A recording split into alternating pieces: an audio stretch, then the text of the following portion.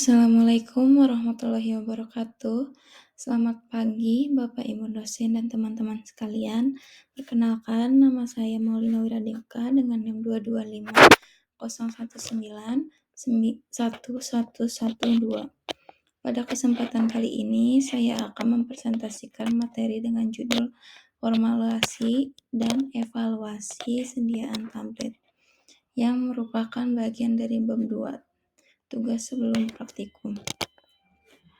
Melalui presentasi ini, saya akan membahas secara singkat mengenai konsep dasar formulasi tablet, komponen utama dalam pembuatan tablet, serta metode evaluasi yang digunakan.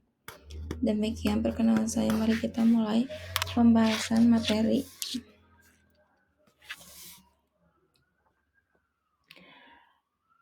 Parameter evaluasi fisik utama sediaan tablet. Keseragaman bobot. Tujuan memastikan jumlah zat aktif relatif sama di setiap tablet. Metode timbang 20 tablet, hitung bobot rata-rata, dan bandingkan bobot individu terhadap rata-rata. Keseragaman kadar. Tujuannya menjamin kandungan zat aktif per tablet seragam. Kriterianya, setiap tablet harus mengandung 85-115% dari kadar yang tertera di etiket dengan simpanan baku relatif 6%.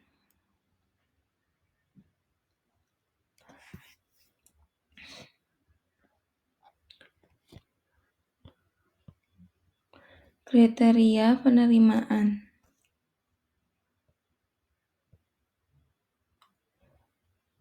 Keseragaman bobot.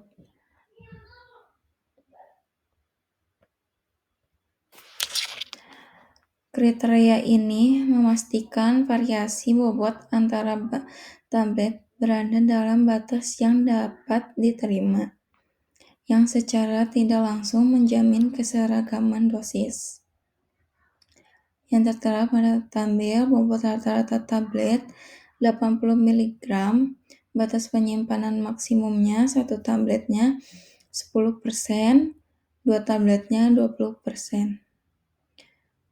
Bobot rata-rata tablet 80-250 mg, bobot penyimpanan maksimum 7,5% untuk 1 tablet, batas penyimpanan maksimum 2 tablet 15%. Bobot rata-rata tablet lebih dari 250 mg. Bobot penyimpanan maksimum 1 tabletnya 5%, batas penyimpanan maksimum 2 tablet 10%. Catatannya, kriteria di atas berlaku untuk bobot rata-rata tablet jika bobot 1 tablet melebihi batas tablet kedua diuji. Jika bobot kedua tablet melebihi batas tablet dianggap gagal.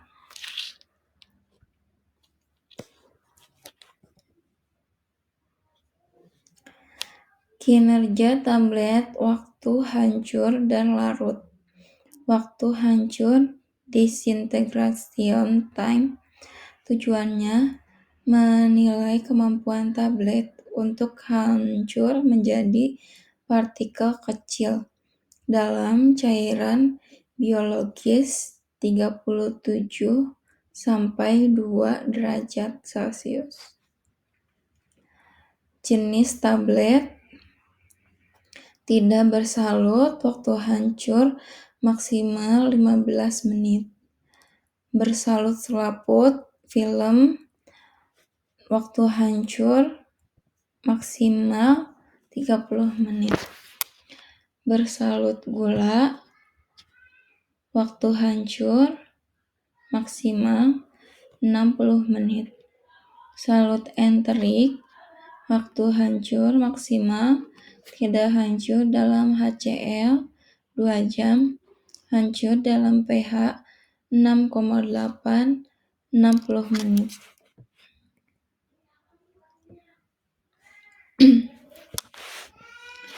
Waktu larut dissolution time.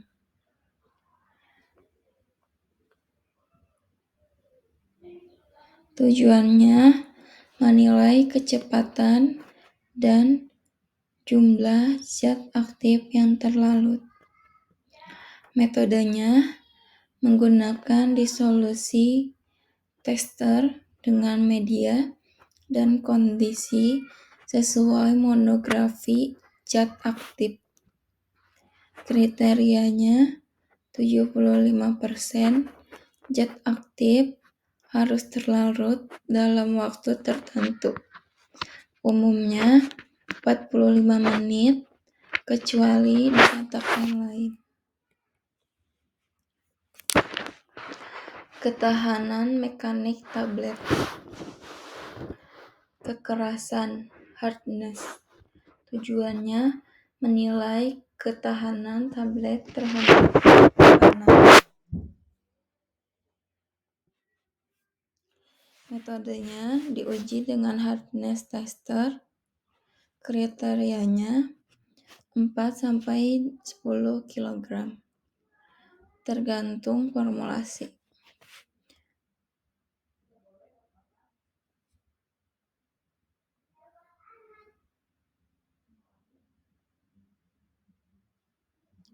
Kerapuhan atau friability.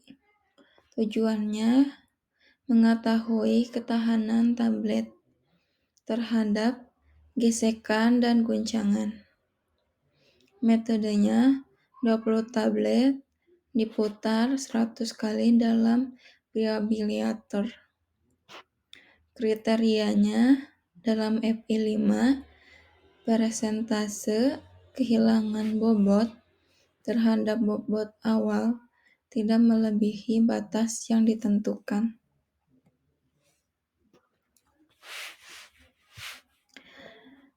Evaluasi fisik sediaan cair oral, sirup dan suspensi.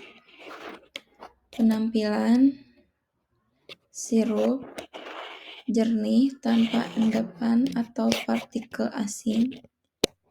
Suspensi homogen setelah dikocok tanpa pemisahan fase yang menetap. pH. Tujuannya menjamin kestabilan zat aktif dan kenyamanan penggunaan oral. Kriteria sirup pH 4-7, suspensi pH 5-8,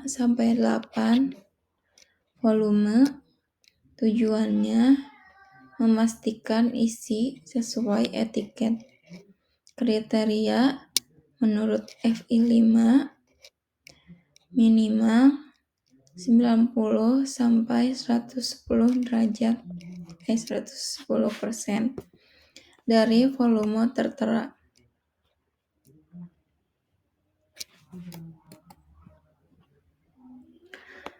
Waktu redispersi suspensi. Tujuannya menilai kemampuan endapan untuk kembali homogen setelah dikocok. Kriterianya endapan harus terdispersi sempurna dalam 60 detik tanpa gumpalan keras. Keseragaman dosis terdispersi. Tujuannya menjamin keseragaman zat aktif pertakaran. Kriterianya setiap dosis harus mengandung 85-115% dari kadar dinyatakan. Viskositas. Tujuannya menjaga kestabilan fisik dan kemudahan menuangan. Metodenya Uji dengan viskometer Brockfield atau sejenis. Kriteria konsisten antar batch dan stabil selama penyimpanan.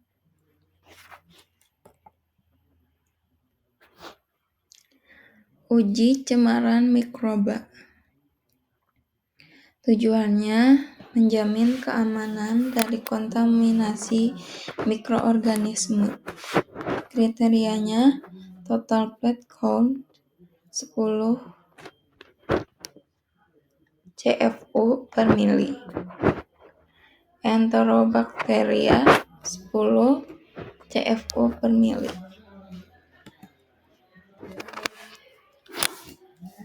Instrumen evaluasi mutu farmasi. Viskometer fungsi mengukur kekentalan cairan. Prinsip kerjanya mengukur resistensi terhadap torsi. Dissolution tester fungsi mengukur kecepatan pelepasan zat aktif. Prinsip kerja mengukur kadar zat aktif terlarut dalam media cair. Moisture analyzer fungsinya menentukan kadar air. Prinsip kerjanya menggunakan panas untuk menguapkan air. Thermogravimetry. Tape density tester fungsinya menentukan kerapatan mampat serbuk. Prinsip kerja mengukur penurunan volume setelah pengetukan berulang. Hardness tester fungsinya mengukur kekuatan tablet. Prinsip kerjanya mengukur gaya tekanan untuk memecahkan tablet. Fibrillator fungsinya mengukur kerapuhan tablet. Prinsip kerjanya mengukur kehilangan bobot tablet setelah digulingkan dalam drum berputar. Perbedaan fungsi instrumen kunci. Cairan, viskometer aliran cairan, dissolution tester pelepasan obat. Padatan, hardness tester kekuatan tekanan, fibrillator ketahanan gesekan. Persyaratan fisik stabilitas fisik sediaan emulsi. Tidak terjadi pemisahan fase permanen atau bisa disebut cracking. Cracking pemecahannya lapisan antarmuka menyebabkan koalescensi dan pemisahan permanen fase terdispersi. Minimalisasi cramming dan sedimentasi. Fenomena reversibel yang harus diminimalkan agar dosis tetap seragam. Keseragaman ukuran globul harus seragam. Pertumbuhan menunjukkan ketidakstabilan. Karakteristik fisik konstan, viskositas, pH, warna, bau, dan homogenitas tetap stabil selama penyimpanan. Tiap terjadi inversi fase tipe emulsi, misal M per A atau A per M, yaitu misal minyak atau minyak dalam air atau air dalam minyak, tidak boleh berubah. Faktor-faktor pemicu ketidakstabilan. Fisik emulsi. Perubahan suhu ekstrim merusak film emulgator dan menurunkan viskositas. Penambahan elektrolit. Menetralkan muatan globul menyebabkan fluktuasi dan koalesensi. Perubahan pH drastis mengubah ionisasi emulgator, merusak film pelindung. Ukuran globul besar mempercepat creaming atau sedimentasi hukum Stokes. Viskositas fase kontinu rendah, tidak mampu menahan pergerakan globul. Pengadukan berlebihan merusak lapisan emulgator, menyebabkan koalesensi, tekanan dan laju agitasi tinggi dapat mengubah morfologi tetesan dan menyebabkan inversi fase. Partikel koloid berupa padat dapat membentuk stabilitas, tapi lainnya memicu inversi fase.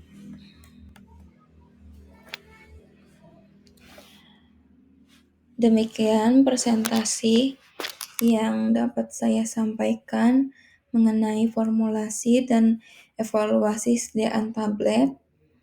Melalui pembahasan ini diharapkan kita dapat memahami berbagai proses formulasi dilakukan untuk menghasilkan tablet yang memenuhi standar mutu serta pentingnya evaluasi dalam menjamin efektivitas dan keamanan sediaan obat.